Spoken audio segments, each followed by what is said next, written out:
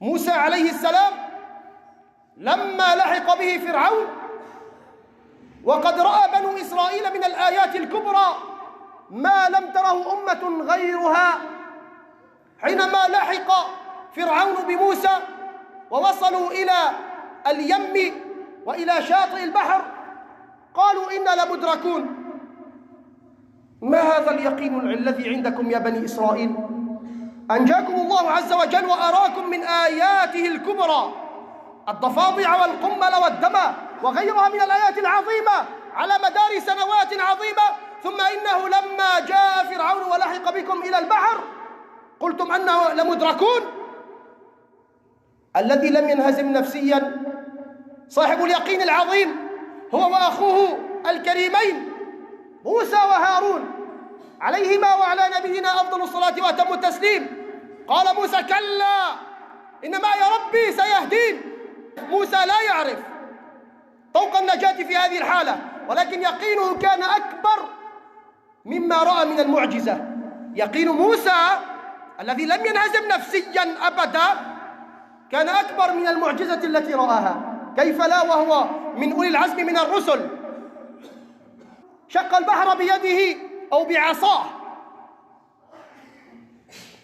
لم يشق الله عز وجل له البحر من عنده، وإنما أمره باتخاذ أقل الأسباب. ماذا تفعل عصا في البحر؟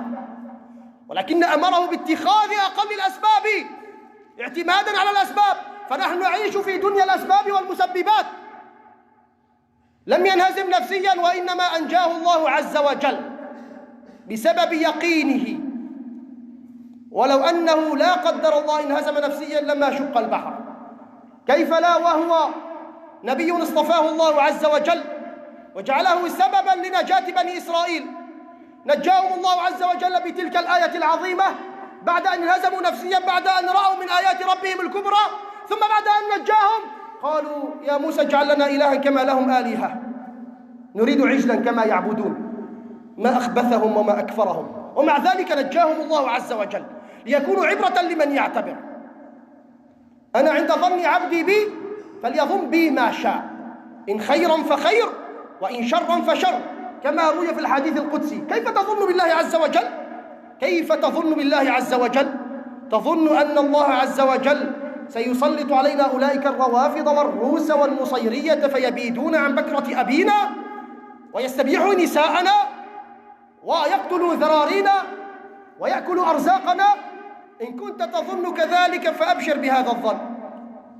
وإن كنت تظن أن الله سيمحقهم وأن بأسه لا يرد عنهم وأن أمرهم إلى زوال، فظنك كما ظننت.